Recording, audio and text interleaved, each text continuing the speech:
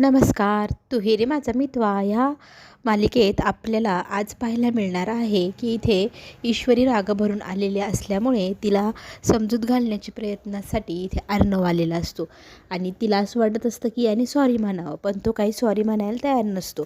मग ती म्हणते, तुम्ही सॉरी का नाही म्हणते? तर तो म्हणतो, मी इथे माझ्या सासरवाडीला ॲनिव्हर्सरीची तयारी करायला आलो आहे, त्यामुळे तुला सॉरी बोलायला वगैरे मी इथे आलो नाही. त्याने ईश्वरी आणखी जास्त चिडते आणि त्याला म्हणू लागते, मीही तुमच्या घरामध्ये नाही तुमची खातिरदारी करायला, इथे मी माझ्या माहेरी आले आहे, त्याच्यामुळे मी तुमच्या पुढे पुढे करणार नाही, असं म्हणत तीही बसून घेते. इकडे मात्र वल्लवी विचारत असताना तिथे राकेश येतो आणि राकेश विचारू लागतो, काय मामी कुठपर्यंत आलं आहे तुमचं काम? मला नाही वाटत तुम्हाला आणि लावण्याला मिळून इथे ईश्वरीला घराबाहेर काढता येईल. तुम्ही इतके प्रयत्न करूनही तुमच्या हाताला आजपर्यंत यश आलेलं नाही आणि तुमच्याकडनं हे काम होईल असंही मला आता वाटत नाही. म्हणजेच मामीला तो जास्तच भडकवून देण्याचा प्रयत्न करतो आहे, असं दाखवतो आहे की तुम्हाला चिल्लर कामही जमत नाही, तर तुम्ही या ईश्वरीला घराच्या बाहेर काय काढू शकतात. त्याच्यामुळे रागवलेली मामी इतकी संतापलेली असते की ती म्हणते, आता तर मी काहीही करून त्या बाईला घराबाहेर काढणार म्हणजे काढणार. माझ्याही ती आता आड यायला लागली आहे, तिची आई पण येत आहे, हे आता कोणाला सांगताही येईन असं झालं आहे वल्लवीला. इकडे राकेशने मात्र बरोबर पिन लावलेली असते, त्याला काहीही करून ईश्वरी वापस गेल्यानंतर मिळवण्याचा प्रयत्न करायचा आहे. इकडे मात्र त्याला फोन येत आहे त्या दादाची, ज्यांच्याकडनं त्याने ₹1,00,000 घेतले आहे उधार आणि ते पैसे चुकवले नाही, तर ते लोक सारखे धमकी देत असताना तो फोनवर बोलत असतो की मी तुमचे पैसे नक्की देईल, तुम्ही काळजी करू नका. आणि हेच बोलणं ऐकल्यानंतर तिथे आता अंजली विचारू लागते, तुम्हाला मी बऱ्याच दिवसापासून टेन्शनमध्ये पाहत आहे, तुम्ही मला स्पष्ट सांगत नाही, प्लीज मला सांगा काय झालं आहे. तर तो सांगू लागतो, एका बाईची डिलेवरीची वेळ होती, तिला 5,00,000ची गरज पडली, तर मी एका व्यक्तीकडनं उधार पैसे आणले आणि ते त्या बाईच्या हॉस्पिटलच्या बिलासाठी लावले. आता तो व्यक्ती माझ्या मागे लागला आहे की ₹5,00,000 दे, पण आत्ता माझ्याकडे ह्या क्षणाला पैसे नाही, तर मला काही कळेना काय करावं. मी त्यांना थांबवण्याचा प्रयत्न करतो आहे. तरी ते अंजली म्हणते, तुम्ही मग अर्णवकडनं पैसे मागा ना, तो नक्की देईल. पण तो म्हणतो, नाही, अर्णवकडे कसं काय पैसे मागायचे, मी केलेला मोठेपणा हां अर्णवच्या माथी आपण का मारायचा, मला हे पटत नाही, असं तो बोलून दाखवतो. आता अंजली याच्यामध्ये एक वेगळाच मार्ग काढत असते. अंजली म्हणू लागते की आपण अर्णवकडे पैसे मागायचे नाही आणि कोणाकडेच नाही, माझ्या नावावरती 5,00,000ची FD आहे, ती मी मोडते आणि ते पैसे मी तुम्हाला देते आणि ते पैसे तुम्ही त्या दादांना देऊन टाका, मग कोणाला काही कळणारही नाही. असं बोलणं इथे झाल्यानंतर लगेचच अंजली बँकेत फोन करून FD मोडण्याची आणि पैसे ट्रान्सफर करण्याची प्रक्रिया सुरू करते. आता अंजलीवरती बारीक लक्ष मामाचं आहे. मामांनी हे सगळं काय ऐकलं आहे. ₹5,00,000 हा मामूली इन्सान कशासाठी घेत आहे हे मामांना आता शोधायचं आहे. राकेशचं मात्र चांगलीच लॉटरी लागलेली आहे, त्याला बऱ्यापैकी पैसे मिळत आहे, त्याच्यामुळे तो खुश आहे आणि त्याच्या डोक्यावरची ही टांगती तलवारही उतरणार म्हटल्यावर त्याला आता ईश्वरी आणि अर्णवच्या मागे बुळबुळ करण्यास जास्तच वेळ मिळेल आणि तो त्या गोष्टीची चांगलीच संधी साधणार. इकडे प्लॅनिंग चालू असते ॲनिव्हर्सरीच्या जेवणाच्या लिस्टची. आता जेवणात काय काय बनवायचं, तर इंदोरी पदार्थ बनवायचे. अर्णव त्याच्या परीने सगळा काही छान प्रकारे इंदोरी पदार्थांचा असा ढीग लावतो, काय काय बनवायचं काय काय नाही, साजूक तुपातला कसा रवा बनवायचा, सगळं काही त्यांनी ठरवलेलं असतं. भारतीय बैठक पद्धतीने आपण जेवण करायचं. त्यावेळेला ईश्वरी रूममधनं बाहेर येते आणि ती पाहते तुम्ही सगळेजण प्लॅनिंग करते आणि मला तुम्ही बोलवलं देखील नाही. माझ्या वडिलांची आणि आईची ॲनिव्हर्सरी आहे, तर अर्णवच्या मनाने नाही होणार इथे लॅविश काम, इथे पद्धत असणार इंदोरी आणि मी सांगेल तसंच होणार. तर ती ना लिस्ट सांगू लागते की आपण फुलांचं डेकोरेशन करायचं. ईश्वरीच्याही गालातली गालत हसते आणि हो गं बाई करूया.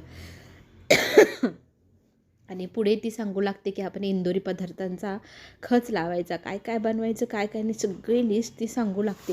आणि जे पदार्थ इथे अर्णवने अगोदरच सांगितलेले असतात काय काय बनवायचे, ती सगळे पदार्थ इथे ईश्वरी पुन्हा रिपीट करते. तर नम्रता म्हणते, दोघं नवरा बायको किती एकसारखा विचार करतात बघा ना, तू जे जे सांगितलं ना त्याची लिस्ट आम्ही अगोदरच तयार केलेली आहे आणि ज्या ज्या गोष्टी तू बोलते त्या अर्णवने अगोदरच बोलून पण दाखवल्या. ह्या गोष्टीचं कौतुक करत नम्रता आणि तिची आई म्हणते, तुम्ही दोघं किती एक विचाराने वागतात, किती सारखे डोकं चालतंय, तुम्ही खरंच परफेक्ट नवरा बायको आहात, असं म्हणून त्या दोघीजणी निघून जातात.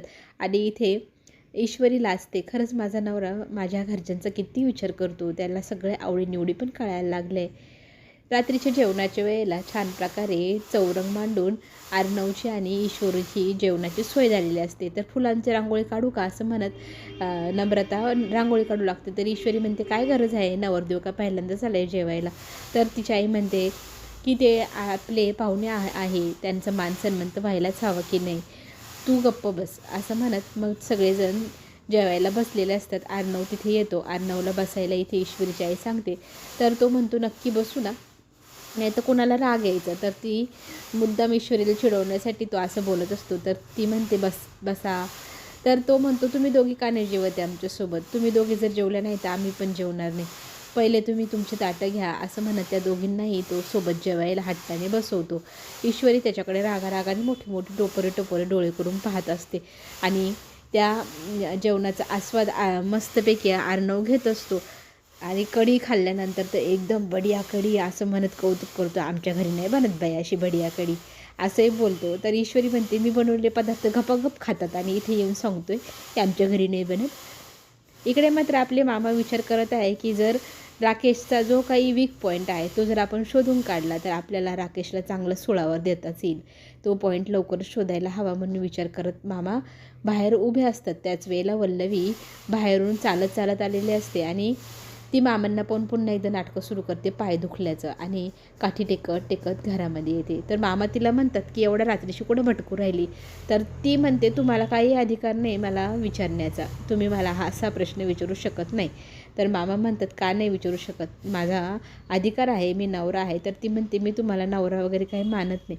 तर इथे तो तिला पुन्हा एकदा आठवण करून देतो, तुला जर माहीत नसेल तर मी माहिती करून देतो, तू केलेली आजपर्यंतची कर्माची जी काही लिस्ट आहे ती माझ्याकडे आहे, मला आता काही भीती वाटणार नाही अर्णवला ती सांगायला असं म्हणून ते निघून जातात. पण मामी म्हणते मी जे कर्म केले त्याच्यापेक्षा भयंकर कर्मही तुम्हाला माहिती नाही, त्याचं तरी काय करणार तुम्ही. मामीचे जे काही पराक्रम आहे ते आजपर्यंत कुणालाही कळलेले नाही.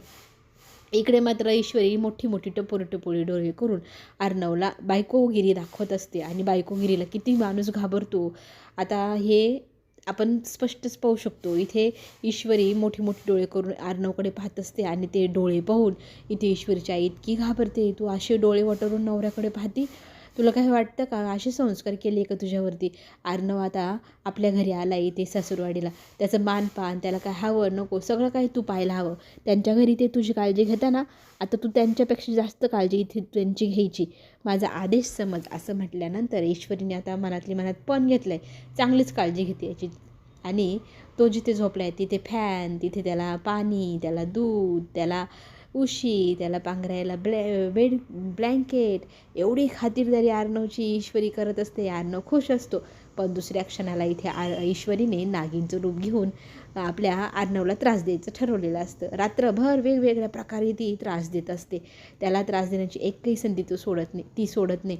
तो गाढ झोपेमध्ये असतानाही त्याला उठवून ती भूत असं दाखवते आणि भूताची ॲक्टिंग करू लागते. तो गाढ झोपेतनं उठतो आणि पाहतो तिला. इतका पाहिल्यानंतर जोरात घाबरतो आणि जोरात ओरडून उठतो. तिच्यासमोर हात जोडून म्हणतो, बाई तुझे जे काही पराक्रम चालले ते आत्ताच्या आत्ता थांबव बाई, झोप आता, मला माफ करा असं म्हणत तो सॉरी बोलतो. इकडे मात्र राकेशने नवीन पण घेतला आहे की अर्णव आणि ईश्वरीचे जे सुखाचे क्षण आहे त्यांना दुःखात कसं पलटवायचं. आता ईश्वरी आणि अर्णववर समोर एक नवीन संकट राकेश आणणार, अंजलीला दूध पाजून. चला तर मग चॅनलला सबस्क्राईब करा, लाईक करा. पुढे येणारे नवीन व्हिडिओ तुमच्यापर्यंत लवकर पोहोचेल. धन्यवाद.